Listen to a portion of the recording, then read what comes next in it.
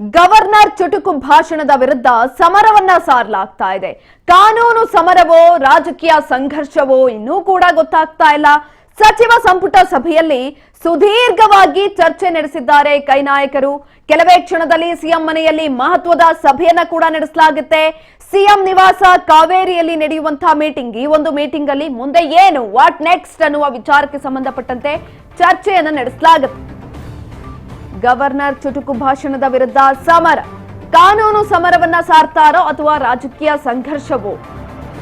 ಸಚಿವ ಸಂಪುಟ ಸಭೆಯಲ್ಲಿ ಸುದೀರ್ಘವಾಗಿ ವಿಚಾರಕ್ಕೆ ಸಂಬಂಧಪಟ್ಟಂತೆ ಚರ್ಚೆಯನ್ನ ನಡೆಸಲಾಗುತ್ತೆ.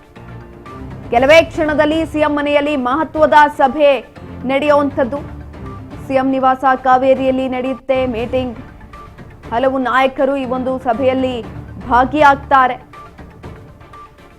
ಎಚ್.ಕೆ. ಪಾಟೀಲ್, ಅದೇ ರೀತಿಯಾಗಿ ಸಿಎಂ ಸಿದ್ದರಾಮಯ್ಯ ನೇತೃತ್ವದಲ್ಲಿ ಸಭೆಯನ್ನ ಮಾಡಲಾಗುತ್ತೆ.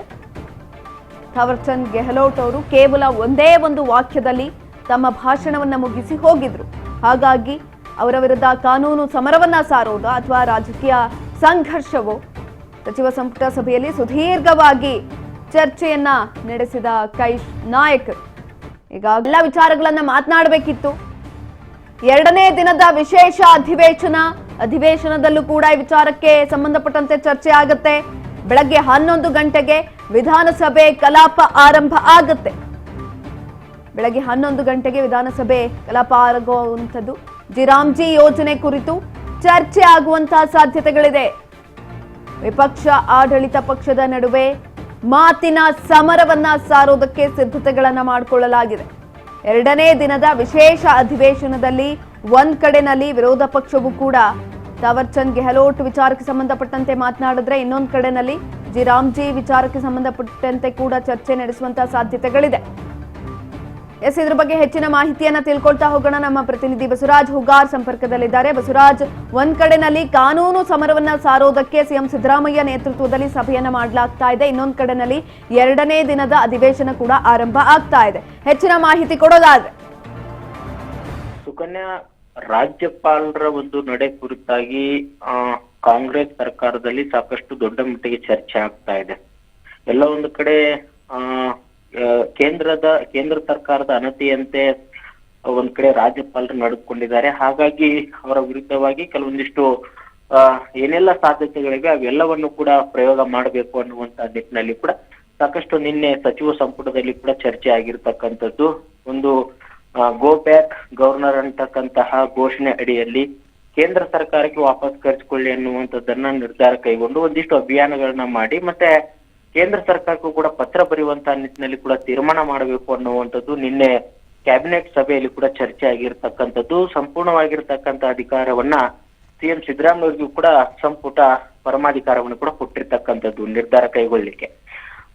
ಪ್ರಮುಖವಾಗಿ ಮತ್ತೊಂದು ಕಡೆ ಕಾನೂನು ಹೋರಾಟವನ್ನು ಕೂಡ ಮಾಡಬೇಕು ಅನ್ನುವಂತ ನಿಟ್ಟಿನಲ್ಲಿ ಈಗ ಕೇರಳ ಆಗಿರ್ಬೋದು, ತಮಿಳುನಾಡು ಆಗಿರ್ಬೋದು, ಈ ಒಂದು ರಾಜ್ಯಗಳಲ್ಲೂ ಕೂಡ ರಾಜ್ಯಪಾಲರ ನಡುವಿನ ಮತ್ತೆ ರಾಜ್ಯ ಸರ್ಕಾರಗಳ ನಡುವಿನ ಒಂದಿಷ್ಟು ಅಲ್ಲಿ ಕೂಡ ಇದೇ ರೀತಿಯಾಗಿರ್ತಕ್ಕಂಥ ಬಿಕ್ಕಟ್ಟು ಕೂಡ ಸೃಷ್ಟಿಯಾಗಿರ್ತಕ್ಕಂಥದ್ದು. ಅಲ್ಲಿ ಕಾನೂನು ಹೋರಾಟ ಕೂಡ ಈಗ ನಡೆಸ್ತಾ ಇದ್ದಾರೆ. ಅದೇ ರೀತಿಯಾಗಿ ನಮ್ಮಲ್ಲಿ ಕೂಡ ಕಾನೂನು ಹೋರಾಟವನ್ನು ನಡೆಸಬೇಕಾ ಅನ್ನುವಂತ ನಿಟ್ಟಿನಲ್ಲಿ ಕೂಡ ಚರ್ಚೆ ಆಗ್ತಾ ಇದೆ. ಆದ್ರೆ ಬಹುತೇಕ ನಮಗೆ ಸಿಕ್ಕಿರ್ತಕ್ಕಂಥ ಮಾಹಿತಿಯ ಪ್ರಕಾರ ಗೋ ಬ್ಯಾಕ್ ಗವರ್ನರ್ ಅಂತಕ್ಕಂಥ ಹಿನ್ನೆಲೆಯಲ್ಲಿ ಕೇಂದ್ರ ಸರ್ಕಾರ ನೀವು ವಾಪಸ್ ಕರೆಸಿಕೊಳ್ಳಿ ಅನ್ನುವಂತ ಒಂದು ಅಭಿಯಾನದ ಮುಖಾಂತರ ಒಂದು ಪತ್ರವನ್ನ ಕೇಂದ್ರ ಸರ್ಕಾರಕ್ಕೆ ಬರಿಬೇಕು ಅನ್ನುವಂತ ನಿಟ್ಟಿನಲ್ಲಿ ಒಂದಿಷ್ಟು ವಿಚಾರಗಳು ಚರ್ಚೆ ಆಗ್ತಾ ಇದೆ. ಮತ್ತೆ ಇಡೀ ರಾಜ್ಯಾದ್ಯಂತ ಕೂಡ ಒಂದಿಷ್ಟು ಪ್ರತಿಭಟನೆಗಳನ್ನ ಮಾಡಬೇಕು ಅನ್ನುವಂತ ನಿಟ್ಟಿನಲ್ಲಿ ಕೂಡ ಒಂದಿಷ್ಟು ಹೋರಾಟಗಳು ರೂಪಿಸ್ತಾ ಇದ್ದಾರೆ ಅನ್ನುವಂತ ಮಾಹಿತಿ ಇದೆ.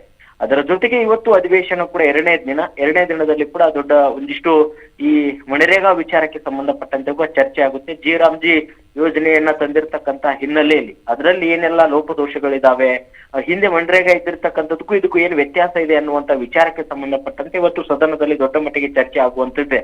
ಮೊದಲಿಗೆ ರಾಜ್ಯಪಾಲರು ನಿನ್ನೆ ಮಂಡಿಸಿರ್ತಕ್ಕಂಥ ಭಾಷಣದ ವಂದನೆಗಳನ್ನ ಸಲ್ಲಿಸ್ತಾರೆ. ಅದಾದ ಬಳಿಕ ಈ ಒಂದು ಮನರೇಗಾ ವಿಚಾರಕ್ಕೆ ಸಂಬಂಧಪಟ್ಟಂತೆ ಬಿಜೆಪಿ ನಾಯಕರು ಅದರ ಈ ಜಿರಾಮ್ಜಿ ಅಂತಕ್ಕಂಥದ್ದು ಯೋಜನೆ ಏನ್ ಸಫಲತೆಗಳಿದಾವೆ ಅನ್ನೋಗಳನ್ನ ಬೆಳಕು ಚೆಲ್ಲಕ್ಕೆ ಅವ್ರು ಮುಂದಾದ್ರೆ, ಜಿರಾಮ್ಜಿ ಯೋಜನೆ ಏನು ಇದನ್ನ ವಾಪಸ್ ತೆಗೆದುಕೊಳ್ಬೇಕು, ಇದ್ರಲ್ಲಿ ಏನು ಹಿಂದಿದ್ದಕ್ಕೂ ಇದಕ್ಕೂ ಏನ್ ವ್ಯತ್ಯಾಸ ಇದೆ, ಜನರಿಗೆ ಅನಾನುಕೂಲ ಇದೆ, ಬಡವರಿಗೆ ತೊಂದರೆ ಇದೆ, ಎಲ್ಲೋ ಒಂದ್ ಕಡೆ ಇದು ಈ ಯೋಜನೆ ಸರಿಯಲ್ಲ ಅನ್ನುವಂಥದ್ದನ್ನ ಕಾಂಗ್ರೆಸ್ ಪಕ್ಷದ ಶಾಸಕರು ಮತ್ತೆ ಹಲವು ನಾಯಕರು ಕೂಡ ಅದನ್ನ ವಿಧಾನಸಭೆ ಮತ್ತು ವಿಧಾನ ಪರಿಷತ್ ಎರಡು ಸದಸ್ಯರಲ್ಲಿ ಕೂಡ ಇದನ್ನ ಪ್ರಸ್ತಾಪ ಮಾಡುವಂತದ್ದು. ಹಾಗಾಗಿ ಇವತ್ತು ವಿಪಕ್ಷ ಮತ್ತು ಆಡಳಿತ ಪಕ್ಷ ಎರಡೂ ಪಕ್ಷಗಳ ನಡುವೆ ವಾಕ್ಸಮರ ಸೃಷ್ಟಿಯಾಗುವಂತ ಸಾಧ್ಯತೆ ಇದೆ. ಯಾಕಂತಂದ್ರೆ ಈ ಅಧಿವೇಶನ ವಿಶೇಷವಾಗಿ ರಾಮ್ಜಿ ಯೋಜನೆಯ ಅನಾನುಕೂಲತೆಯ ಬಗ್ಗೆನೇ ದೊಡ್ಡ ಮಟ್ಟಿಗೆ ಚರ್ಚೆ ಮಾಡಬೇಕು ಅನ್ನುವಂತ ನಿಟ್ಟಿನಲ್ಲಿ ಕಾಂಗ್ರೆಸ್ ಸರ್ಕಾರ ಒಂದ್ ಕಡೆ ಈ ಒಂದು ಜಂಟಿ ಅಧಿವೇಶನ ಕರೆದಿರ್ತಕ್ಕಂಥದ್ದು. ಹಾಗಾಗಿ ಸಂಪೂರ್ಣವಾಗಿ ಈಗಾಗಲೇ ಸಿಎಂ ಸಿದ್ದರಾಮಯ್ಯ ಅವರು ಕೆಲವೊಂದಿಷ್ಟು ವಿಚಾರಗಳನ್ನ ತಿಳಿಪಡಿಸಿದ್ದಾರೆ, ಏನೆಲ್ಲ ಅನಾನುಕೂಲತೆಗಳು ಇದಾವೆ ಅನ್ನುವಂಥದ್ದನ್ನ. ಆದ್ರೆ ಬಿಜೆಪಿ ಮತ್ತು ಜೆಡಿಎಸ್ ನಾಯಕರು ಇಬ್ಬರು ನಾಯಕರು ಸಹಿತ ಈಗಾಗಲೇ ನಿನ್ನೆ ಕೂಡ ಕೇಂದ್ರ ಸಚಿವರು ಬಂದು ಕಾರ್ಯಾಗಾರ ಮಾಡಿದ್ದಾರೆ. ಅದರ ಬಗ್ಗೆ ಯೋಜನೆಗಳ ರೂಪರೇಷೆಗಳ ಬಗ್ಗೆ ಕೂಡ ಸ್ವವಿವರವಾಗಿ ತಿಳಿಸಿದ್ದಾರೆ. ಅದನ್ನ ಇವತ್ತು ಸದನದಲ್ಲಿ ಬಿಜೆಪಿ ಮತ್ತು ಜೆಡಿಎಸ್ ನಾಯಕರು ಕೂಡ ಆಡಳಿತ ಪಕ್ಷಕ್ಕೆ ಟಕ್ಕರ್ ಕೊಡುವಂತ ನಿಟ್ಟಿನಲ್ಲಿ ಅವರು ಕೂಡ ಪ್ರಸ್ತಾಪ ಮಾಡಲಿದ್ದಾರೆ. ಸುಕನ್ಯಾ. ಎಸ್ ಬಸವರಾಜ್, ಇನ್ನೊಂದ್ ಕಡೆನಲ್ಲಿ ವಿರೋಧ ಪಕ್ಷ ಕೂಡ ಕೆಲವೊಂದಷ್ಟು ರೀತಿಯಾದಂತಹ ತಯಾರಿಗಳನ್ನ ನಡೆಸಿದೆ. ಯಾಕಂತ ಅಂದ್ರೆ ನಿನ್ನೆ ರಾಜ್ಯಪಾಲರು ಥಾವರ್ಚಂದ್ ಗೆಹ್ಲೋಟ್ ಹೋಗ್ತಾ ಇದ್ದಂತಹ ಸಂದರ್ಭದಲ್ಲಿ ಕಾಂಗ್ರೆಸ್ ನಾಯಕರು ಕೂಡ ಅವರನ್ನ ಅಡ್ಡಗಟ್ಟಿದ್ರು. ಇದು ಸರಿ ಇಲ್ಲ, ಅವ್ರಿಗೆ ಅಗೌರವ ತೋರಿದ್ದಾರೆ ಅಂತ ಅವರ ವಿರುದ್ಧ ಕೂಡ ಸಮರವನ್ನ ಸಾರೋದಕ್ಕೆ ಸಿದ್ಧವಾಗಿದ್ಯಾ? ಏನ್ ನಡೆಯುತ್ತೆ ಇವತ್ತು? ಸುಕನ್ಯಾ, ಖಂಡಿತವಾಗ್ಲೂ ಕೂಡ ನಿನ್ನೆ ರಾಜ್ಯಪಾಲರನ್ನ ಅವರು ಭಾಷಣವನ್ನ ಮಂಡನೆ ಮಾಡಿ ಒಂದ್ ಕಡೆ ಅವರು ಲೋಕಭವನದತ್ತ ಹೊರಟಂತ ಸಂದರ್ಭದಲ್ಲಿ ಅವ್ರನ್ನ ವಿಧಾನಸಭೆಯಿಂದ ಹೋಗುವಂತಹ ಸಂದರ್ಭದಲ್ಲಿ ಅವ್ರನ್ನ ಅಡ್ಡಗಟ್ಟುವಂತಹ ಪ್ರಯತ್ನವನ್ನ ಕಾಂಗ್ರೆಸ್ ಪಕ್ಷದ ಶಾಸಕರು ಮತ್ತೆ ವಿಧಾನ ಪರಿಷತ್ ಸದಸ್ಯರು ಕೂಡ ಮಾಡಿದಂತಹ ಒಂದಿಷ್ಟು ವಾತಾವರಣ ಕೂಡ ಅಲ್ಲಿ ಸೃಷ್ಟಿಯಾಯಿತು. ಬಿ.ಕೆ. ಹರಿಪ್ರಸಾದ್ ಅವರು ಕೂಡ ಅವ್ರನ್ನ ಒಂದಿಷ್ಟು ಅಡ್ಡಗಟ್ಟುವಂತಹ ಪ್ರಯತ್ನ ಮಾಡಿದ್ರು. ಮತ್ತೆ ಕೆಲವೊಂದಿಷ್ಟು ಶಾಸಕರು ರಾಜ್ಯಪಾಲರ ವಿರುದ್ಧವಾಗಿ ಹಿಂದೆನೆ ಘೋಷಣೆ ಕೂಗ್ತಾ ಹೋದ್ರು. ಹೀಗೆ ಹಲವು ಒಂದ್ ರೀತಿ ಎಲ್ಲೊಂದ್ ಕಡೆ ರಾಜ್ಯಪಾಲರಿಗೆ ಅಗೌರವ ತೋರಿದ್ದಾರೆ, ಅವ್ರ ಮೇಲೆ ಕ್ರಮವನ್ನು ಕೈಗೊಳ್ಳಬೇಕು ಅನ್ನುವಂಥದ್ದನ್ನ ಈಗಾಗಲೇ ವಿಪಕ್ಷ ನಾಯಕರಾಗಿರ್ತಕ್ಕಂಥ ಆರ್ ಅಶೋಕ್ ಅವರು ವಿಧಾನಸಭೆಯ ಸ್ಪೀಕರ್ ಅವರಿಗೂ ಕೂಡ ಪತ್ರವನ್ನು ಕೂಡ ಬರೆದಿದ್ದಾರೆ, ಸೂಕ್ತ ಕ್ರಮ ಕೈಗೊಳ್ಳಬೇಕು ಅನ್ನುವಂತ ನಿಟ್ಟಿನಲ್ಲಿ. ಮತ್ತೆ ಚಲವಾದಿ ನಾರಾಯಣ ಸ್ವಾಮಿ ಅವರು ಕೂಡ ಟ್ವೀಟ್ ಮುಖಾಂತರ ಕೂಡ ಅವರು ಕೂಡ ಆಕ್ರೋಶ ವ್ಯಕ್ತಪಡಿಸಿದ್ದಾರೆ. ಆ ಒಂದು ವಿಚಾರಕ್ಕೆ ಸಂಬಂಧಪಟ್ಟಂತೆ ಕೂಡ ಇವತ್ತು ಸದನದಲ್ಲಿ ಒಂದು ಗದ್ದಲ ಸೃಷ್ಟಿ ಆಗುವಂತ ಸಾಧ್ಯತೆ ಇದೆ. ಯಾಕಂತಂದ್ರೆ ರಾಜ್ಯಪಾಲರಿಗೆ ಗೌರವ ಕೊಡಬೇಕಾಗಿತ್ತು, ಎಲ್ಲೊಂದ್ ಕಡೆ ಅಗೌರವ ತೋರಿದರೆ ಅವ್ರ ವಿರುದ್ಧವಾಗಿ ಕ್ರಮ ಕೈಗೊಳ್ಳಬೇಕು ಅನ್ನುವಂತ ನಿಟ್ಟಿನಲ್ಲಿ ಅದನ್ನು ಕೂಡ ಇವತ್ತು ವಿಧಾನಸಭೆಯಲ್ಲಿ ಮತ್ತು ವಿಧಾನ ಪರಿಷತ್ ನಲ್ಲಿ ಪ್ರಸ್ತಾಪ ಮಾಡುವಂತದ್ದಿದೆ.